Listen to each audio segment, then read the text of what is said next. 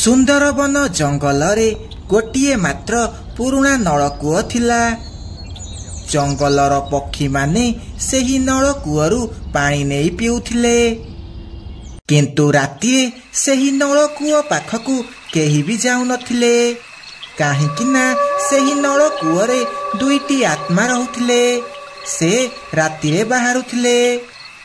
आरे Lucy रानी, तमे कौन पानी नेबनी आजी? आस आस पानी नेब आस। आरे ए पक्षी माने बहुत चालाक हेई गलेनी, एमानकु एमिति डाकिले आसीबेनी। तू गोटे काम करे, तू रानी आवाज रे लुसी को डाके, से निश्चय आसीबो। आरे लुसी, ए लुसी पानी नेबुनी की? आसे आसे पानी नेबू। लुसी निदरे सोईथिला। से रानीर आवाज सुनी उठी पड़े। आरे लागुची रानी मते पानी नेबा पाई डाकुची, जाउची जल्दी जल्दी पानी भरिबाकु जिबी, नहले नलकूଅ पाखरे पक्षी मानकर भीड़ लागिजिबो। लुसी समय न देखी बाल्टी धरी सेई नलकूଅ पाखरे पहुंची जाए। लागुची सकाळ हेबाकु आउ किछि समय अछि, मु जल्दी आसीगली। हौ आसीची जदी जाउची पानी भरि देबी। लुसी जेमिति कळ मारे, कळ भितरु पानी न बाहारी रक्त बाहारे, आउ से आत्मा बाहरकु आसंती। आरे लुसी पानी नेबाकु आसीचु, नौनु ने पानी। मते छाड़ी दियो, मु तमरो कौन दोष करिछि? मते जीवाकु दियो, मते छाड़ी दियो। आरे आमे तते कोठी जीवाकु मना करिचु, जाउनु जा। नाई लुसी, तू आजी बंचिकी जाई पारिबुनी।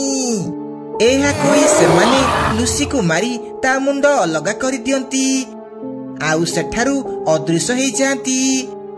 सकाळु सकाळु लुसीर लाश देखी पक्षी माने सेठारे जमा हुअंती। ए भूत माने तो बहुत आतंक कलेनी, मु समस्तंकु मना करिथिली केही भी रात्रिरे ए नलकूଅ पाखकु आसीबनी बोली, किंतु केही भी मो कथा सुन। हेईटी देख लुसी आसिला आउ मला, आजिठु केही भी रात्रिरे एठाकु आसीबनी। जमीदारंक कथा सुनी समस्ते सकाळे पानी नेले। केही भी रातिरे सेही नलकूଅ पाखकु आसिले नाही। गोटिए दिन रातिरे लिट्टू नामरे गोटिए सुआ सेही जंगल बाट देई जाउथिला।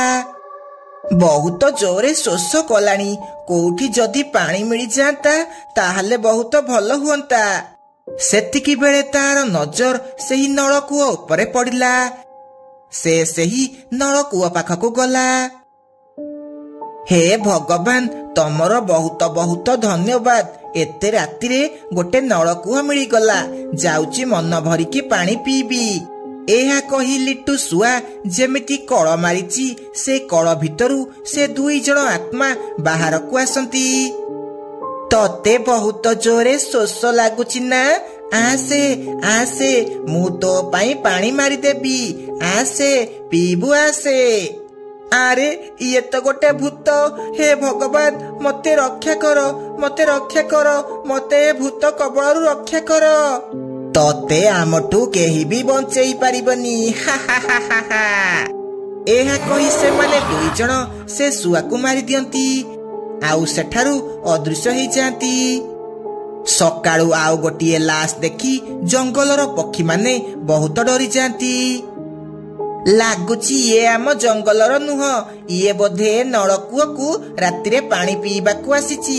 सेतिकी बेले एठी रहुतिबा आत्मा याकु मारी देइची। जमीदार आज्ञा, आमकु यार किछि करिबाकु पड़िबो, नहले एमिति निरीह जीवन चाली जाउथिबो। आरे आमे कोन बा करि परिबा? आमे आत्मा मानकु पारी परिबानी। बास गोटे कथा मने रख, आम जंगलर कोनोसी पक्षी राति हेले एठाकु आसीबनी। एमिति किछि दिन बीतीगला। गोटिए दिन मिनु चढ़ई आउ सोनू सेई जंगलकु रहिबाकु आसंती। सुण, तमे जंगलकु नुआ आसीच, तमे भूल रे केबे भी राति रे सेही नळकूआ पाखकु जीवनी। राति हेले से नळकूअरु दुईटी भूत बाहारुछंती आउ जिए से नळकूआ पाखकु जाउची सेमान ताकु मारी दउछंती। एहा कही जमीदार सेठारु चली जाए। अरे सोनू एइटा कोन सत? जमीदार बाबू जहा कही की गले कोन सतरे सेठी आत्मा रहुची? अरे सेमिति किछि भी नाही, ए सब मिछ कहानी। तोर ए सब कथा भाबिबा किछि दरकार नाही। राति रे नळकूअरु जोरे जोरे पानी मारिबार शब्द सुभा जाए। सोनूर निद भांगी जाए। अरे एते राति रे जोरे जोरे नळकूअरु किए पानी बाहर करूची, जाउची देखिकी आसीबी।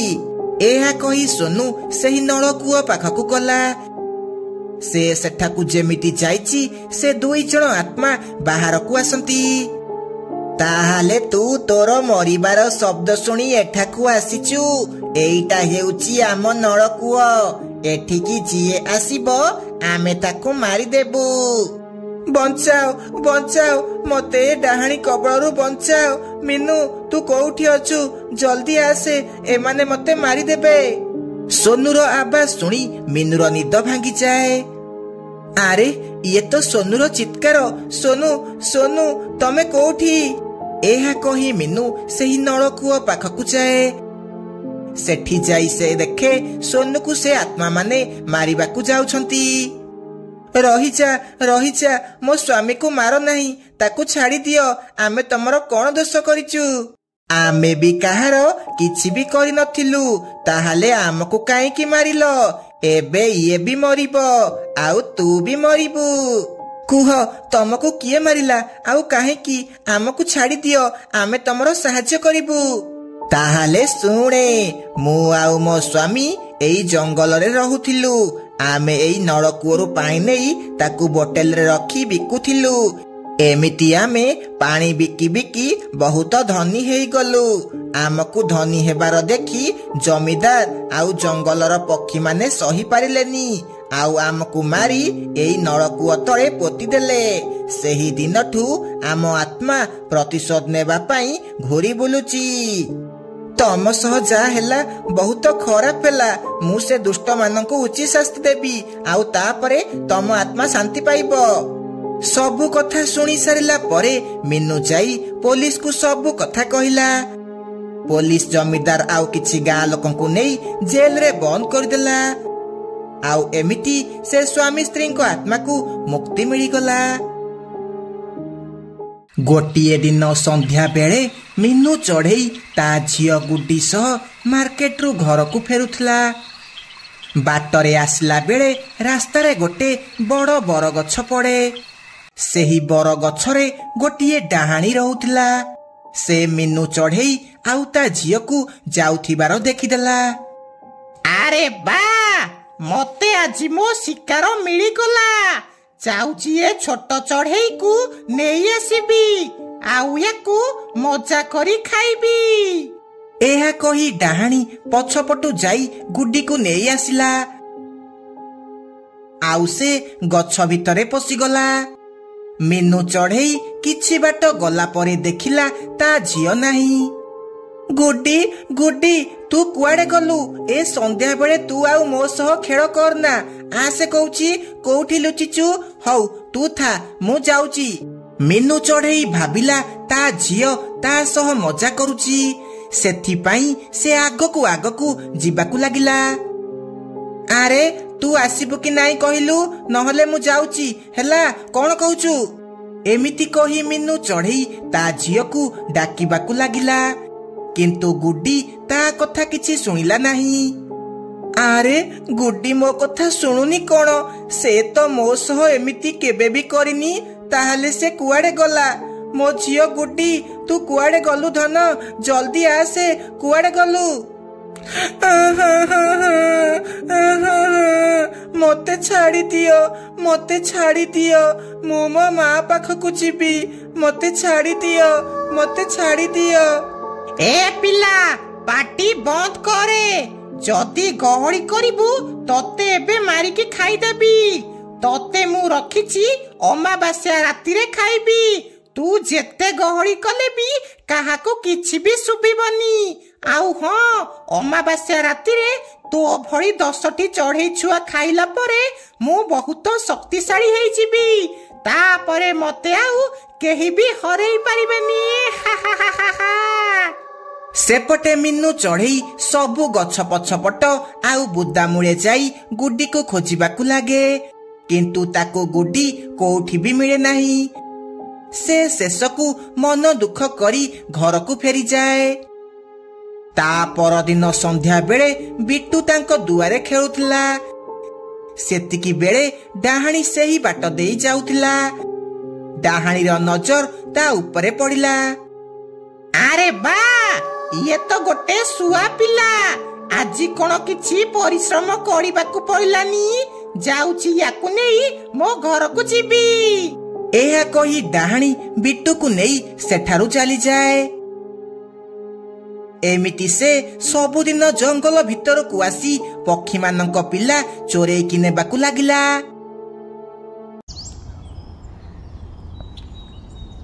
ଜଙ୍ଗଲରେ ପକ୍ଷୀମାନଙ୍କ ପିଲା ଗାୟବ ହେଉଥିବାରୁ ପକ୍ଷୀମାନେ ବହୁତ ଚିନ୍ତାରେ ପଡିଗଲେ। ଆରେ, ଇଏ ଜଙ୍ଗଲରେ କଣ ଚାଲିଛି? ଦିନକୁ ଦିନ ଆମ ପିଲାମାନେ କୁଆଡେ ଗାୟବ ହେଇଯାଉଛନ୍ତି। ଏମିତି ହେଲେ ତ ଆମ ଜଙ୍ଗଲ ପୁରା ଖାଲି ହେଇଯିବ। ଏବେ ଆମେ କଣ କରିବା କୁହ? ମୋ ପୁଅ ବିଟୁ ବି କାଲି ଘର ବାହାରେ ଖେଳୁଥିଲା। ମୁଁ ବାହାରକୁ ଆସି ଦେଖିଲା ବେଳକୁ ସେ ନାହିଁ। ଏବେ ମୁଁ କଣ କରିବି? ମୋ ବିଟୁକୁ କୋଉଠୁ ଖୋଜିବି? ମୋ ମୁଣ୍ଡକୁ ବି କିଛି ବି ଉପାୟ ଆସୁନି। ଯଦି କୋଉ ଚୋର ଆମ ପିଲାମାନଙ୍କୁ ଚୋରେଇକି ନେଇ ଯାଉଛି, ତାହେଲେ ଆମେ ତାକୁ କେମିତି ଧରିବା? ଆରେ, ମୋ କଥା ମନ ଦେଇ ଶୁଣ। ମୋ ମୁଣ୍ଡକୁ ଗୋଟେ ଭଲ ଉପାୟ ଆସିଛି। କାଳୁ, ତୁ ଗୋଟେ କାମ କରିବୁ। ତୁ ଗୋଟେ ମାଟିରେ ତୋ ପିଲା ଭଳି କଣ୍ଢେଇ ତିଆରି କରିବୁ, ଆଉ ତାକୁ ତୋ ଘର ବାହାରେ ଠିଆ କରିଦବୁ। ଆମେ ସବୁ ତୋ ଘର ଭିତରେ ଥାଇ ଝରକା ପଟେ ଲୁଚିକି ଦେଖିବା। ଯେତେବେଳେ ସେ ପିଲା ଚୋର ଆସି ତାକୁ ନେଇକି ଯିବ, ଆମେ ତାର ପିଛା କରିବା, ହେଲା? ଆରେ ବା, ଇଏ ତ ବହୁତ ଭଲ ଉପାୟ। ଚାଲ, ଆଉ ଡେରି କାହିଁକି, କାମରେ ଲାଗିଯିବା ଚାଲ। ତାପରେ ସେମାନେ ସମସ୍ତେ ମିଶି ମାଟିରେ ଗୋଟେ କାଉ ଛୁଆ ତିଆରି କଲେ, ଆଉ ତାକୁ ନେଇ କାଳୁ ଘର ବାହାରେ ଥୋଇଦେଲେ। ଆଉ ସମସ୍ତେ କାଳୁ ଘରେ ଲୁଚିକି ରହିଲେ। ଯାଉଛି ଆଜି ଆଉ କିଛି ପକ୍ଷୀ ପିଲା ଚୋରେଇକି ଆଣିବି। ମତେ ଅମାବାସ୍ୟା ପୂର୍ବରୁ 10ଟି ପକ୍ଷୀ ପିଲା ଜମା କରିବାକୁ ପଡିବ। ଏହା କହି ସେ ବାଟରେ ଯାଉଥିବା ବେଳେ ତାର ନଜର କାଳୁ ଘର ବାହାରେ ଥିବା ସେ ମାଟି କଣ୍ଢେଇ ପିଲା ଉପରେ ପଡେ। ସେ ସିଧା ତାକୁ ନେଇ ସେଠାରୁ ଯିବାକୁ ଲାଗେ। ଆରେ, ଇଏ ତ ଗୋଟେ ଡାହାଣୀ, ଯିଏ ଆମ ପିଲାମାନଙ୍କୁ ସବୁ ଚୋରେଇକି ନଉଛି। ହଉ ଚାଲ, ଆଉ କଥା ହେଇକି କିଛି ଲାଭ ନାହିଁ। ତାର ପିଛା କରିବା ଚାଲ, ସିଏ କୁଆଡେ ଯାଉଛି। ଏହା କହି ସେମାନେ ସମସ୍ତେ ଡାହାଣୀର ପିଛା କରିବାକୁ ଲାଗନ୍ତି। ଡାହାଣୀ ସେ କଣ୍ଢେଇକୁ ନେଇ ତା ଗଛ ଭିତରକୁ ଚାଲିଯାଏ। ଆରେ, ଇଏ ତ ଏଇ ଗଛ ଭିତରକୁ ଚାଲିଗଲା। ତାହେଲେ ଇଏ ଆମ ପିଲାମାନଙ୍କୁ ନେଇ ଏ ଗଛ ଭିତରେ ରଖିଛି। ଆମେ ସେମାନଙ୍କୁ କେମିତି ବାହାର କରିବା? ହଁ, ତାହେଲେ ଆମେ ପିଲାମାନଙ୍କୁ ଏ ଦୁଷ୍ଟ ଡାହାଣୀ କବଳରୁ କେମିତି ବଞ୍ଚେଇବା? ତମେ ମାନେ ବ୍ୟସ୍ତ ହୁଅନି। ମୁଁ ଜଣେ ସାଧୁ ବାବାଙ୍କୁ ଜାଣିଛି। ସେ ଆମ ପିଲାମାନଙ୍କୁ ଏ ଡାହାଣୀ କବଳରୁ ରକ୍ଷା କରିପାରିବେ। ମୁଁ ଯାଉଛି, ତାଙ୍କୁ ଡାକିକି ଆଣିବି। ତାପରେ ବଣ୍ଟି ସାଧୁ ବାବାଙ୍କୁ ଡାକିବାକୁ ଗଲା, ଆଉ ତାଙ୍କୁ ଡାକିକି ଆଣିଲା। ତମେ ମାନେ ବ୍ୟସ୍ତ ହୁଅନି, ମୁଁ ତମ ପିଲାମାନଙ୍କୁ ସେ ଦୁଷ୍ଟ ଡାହାଣୀ କବଳରୁ ବଞ୍ଚେଇବି। ଏହା କହି ତାନ୍ତ୍ରିକ ବାବା ଗଙ୍ଗା ଜଳ ସେ ଗଛ ଉପରକୁ ପକାନ୍ତି। ସେ ଡାହାଣୀ ପିଲାମାନଙ୍କ ସହ ବାହାରକୁ ଆସେ। ହଇରେ ତାନ୍ତ୍ରିକ, ତୁ ମତେ ମାରିବାକୁ ଆସିଛୁ? ଆଜି ତୋ ସହ ଏ ସମସ୍ତଙ୍କୁ ବି ମାରିଦେବି। ତମେ ମାନେ ମୋର କିଛି ବି କରିପାରିବନି।